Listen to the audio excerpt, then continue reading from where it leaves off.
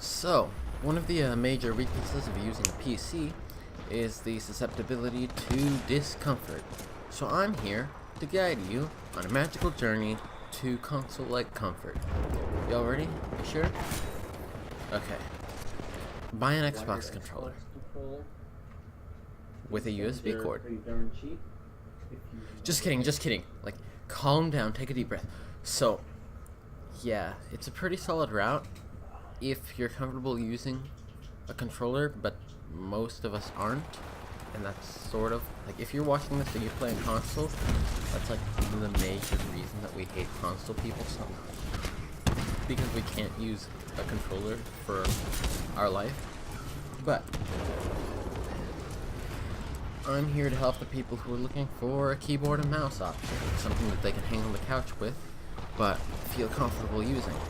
So there are options out there already.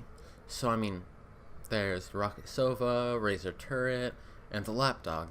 But before you dish 150 on a Rocket Sova so that you can hang on your couch and you'll still feel like a Korean overdosing on Ritalin,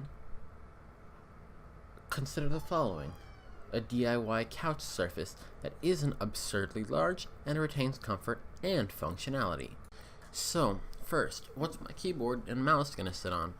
Well, there are these nifty little laptop trays you can rest on your lap. You just have to find one to your preference. They're well cushioned, and they provide a fairly large surface area.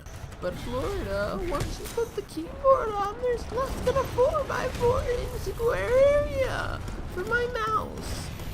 Well, okay. How about we don't use a keyboard?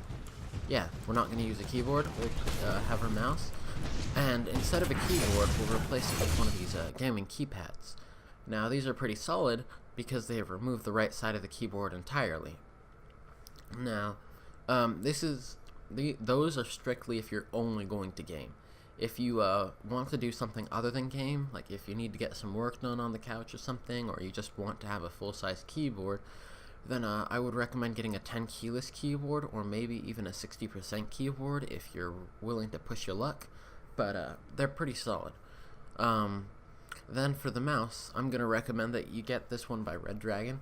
It's not really elegant, but it's fully functional as a gaming mouse and or as a work mouse.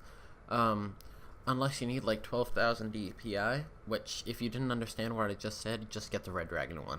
It doesn't really matter. It's a sort of a sensitivity thing.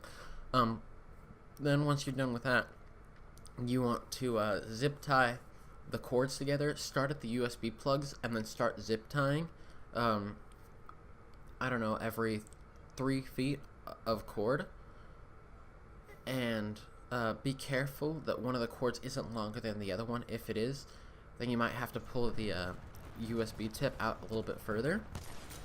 And once you've got that done, leave about a foot in length between the mouse cord and the last zip tie so that you can actually move your mouse, and done.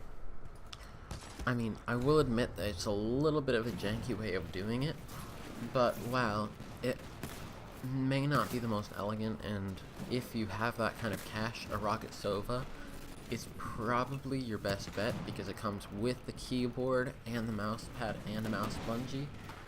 It's still $100, and it's not exactly a how do I say it? A light option. So, if this is able to help you, that's great.